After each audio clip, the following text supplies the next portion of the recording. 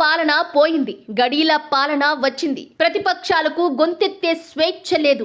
నోరెత్తితే కేసులు, మాట్లాడితే అరెస్టులు. ప్రజాస్వామ్యాన్ని పాతరేసి జనం సొమ్ముతో కేసీఆర్ కుటుంబ జాతర చేసుకుంటుండు. రజాకారుల పాలన మన తరం చూడలేదు. వారి అకృత్యాలు ఇప్పటి జనం చూడలేదు. కానీ అచ్చం అదే తరహా పాలన ఇప్పుడు నడుస్తోంది. అప్పటి రజాకార్ల నిజాం పాలనలో జరిగినన్ని అరాచకాలు, అకృత్యాలు ఇప్పుడు సాగుతున్నాయి. అప్పట్లో ముగ్ధుం మొహియుద్దీన్ వంటి పాత్రికేయులు, పోరాట యోధులు కనీసం నిజాంను ఎదిరించి నిలిచేవాళ్లు. కానీ ఇప్పుడు ఆ అవకాశం కూడా లేదు. పెట్టింది తిను, చెప్పింది విను, సప్పుడు సేక్ అనేది మన నయాదొర కేసీఆర్ పాలసీ.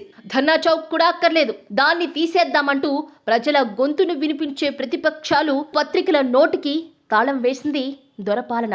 మళ్లీ కోర్టుల జోక్యంతో ధర్నా చౌక్ ఊపిరి వచ్చింది. ఉద్యమ కాలంలో గాయకులు, యువకులు, కళాకారులే కేసీఆర్ కు బలం. కేసీఆర్ కోసం వాళ్ళంతా గళమెత్తిన వాళ్లే, గజ్జె కట్టిన వాళ్లే. నేడు అదే గళానికి ఉరివేస్తుండు కేసీఆర్. అన్యాయాన్ని ప్రశ్నిస్తే అక్రమ కేసులు, అరెస్టులు. మీడియా మొత్తం కేసీఆర్ కు గులాంగిరి, కాసులతో కళ్లెం వేశాడు. మంత్రులు సైతం సీఎంను కలిసేందుకు నో ఛాన్స్, నో అపాయింట్మెంట్. రైతులు ఆత్మహత్యలు చేసుకున్నా, నిరుద్యోగులు ఆత్మహత్యలు చేసుకున్నా, అకాల వర్షాలకు అన్నదాతలు మునిగిపోయినా, వరదలకు జనం గూడు కోల్పోయినా, వారి ఆర్తనాదాలు గడి దొరకు ఫామ్ హౌస్ గేట్లకు వినిపించవు, కనిపించవు. ఆ వార్తలు పత్రికల్లో కనిపించవు. ప్రజలకు దూరంగా, అధికారానికి, సంపదకు దగ్గరగా అహంకారంతో పాలన కొనసాగిస్తున్నారు కేసీఆర్. కొడుకు, బిడ్డ, అల్లుడు, మనవడు, కుటుంబం బాగుంటే చాలు, ప్రజలు ఎక్కడ చచ్చినా పర్వాలేదు. ఉద్యమకారులను అణిచేశాడు,